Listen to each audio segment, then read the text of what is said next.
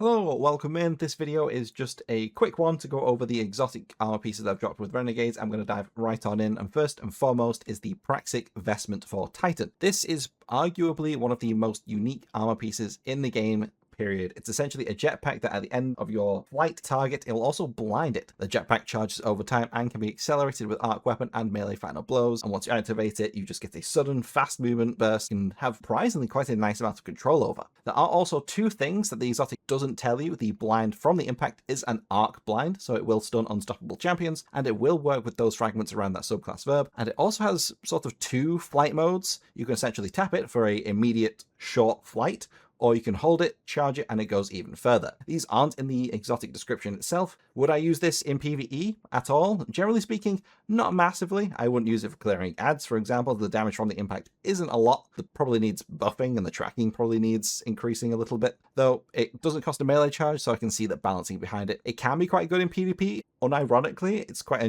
good neutral game exotic for movement-free reposition potential, but this would really only work in 6v6, not necessarily trials, because you don't keep the jetpack fuel round to round, so you just lose it. It's pointless. That being said, this absolutely trivializes movement and traversal sections for raids and dungeons on Titan, and I would argue it does it better than Lion Rampants. No sword ammo required for constant swinging, though you would still have a sword on for traversal sections. You just don't need to rely on the ammo to get you from A to B nearly as much. And you can pair it with grapples, have two separate sets of movement tech in your kit if you really needed to, but honestly, I tested this in solo ROM without, and even still, it trivialized the first and second encounters so much, especially the second encounter, and if I paired it with grapple, it would do even more so. At its core, really, really solid exotic for any sort of rad content, or any content really that includes mechanics that needs you getting them done quickly, going from A to B quickly. Just got a lot more utility as well, and you're not reliant on those sword swings. The Warlock Exotic Demo Suffusion?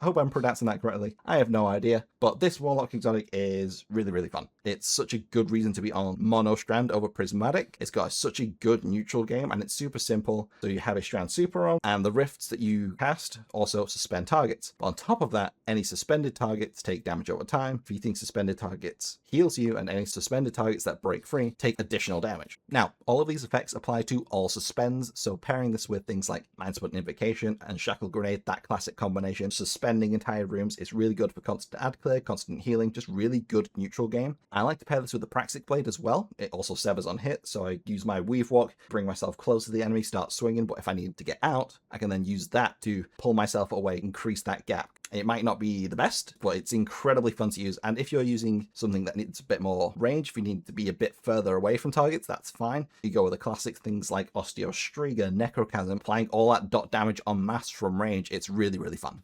Last but not least, Fortune's favourite, the Hunter Exotic. And while probably not the most interesting on paper, this is probably my favourite of the three exotics, purely because of how strong it makes neutral game on any Hunter build. Essentially, while you're out of combat, you slowly gain an overshield, and then once you have an overshield, you deal 15% more damage with your weapons to enemy combatants in PvE. And that's basically it. You just get an overshield and extra damage just for existing. You might think, oh, why is this so good? It sounds bland. It's only 15% extra damage, but it's 15% that stacks on top of any other buff, any surge, powering buff, and the overshield alone is 70% DR. And you might be thinking, oh, what if the overshield breaks? I have to go out of combat to reproc it. No, not at all. The way I run this means I can run overshields constantly, because if you're running Prismatic, you can use this to its absolute fullest. You get an overshield just by picking up an orb, so you constantly have Void Overshield all the time, so you constantly have extra damage, constantly have that damage reduction, just not losing health at all, and you're just chunking through targets all the time. It is probably one of the best, if not the best, neutral game Hunter Exotic to ever exist, and it's even viable for damage rotations, assuming we're in not swap and you wouldn't go to like Nighthawk or whatever. But I've been using this with a Wolfpack Ergo some sword and a legendary sword with attrition orbs, a damage perk, and that's going really, really hard. And that covers it for the new exotics, I think. If you have any questions about these, or if you have any fun builds yourselves you want me to try out and showcase with these exotics, let me know in the comments, on stream, or in Discord. Until next time, 07s gang, bye bye!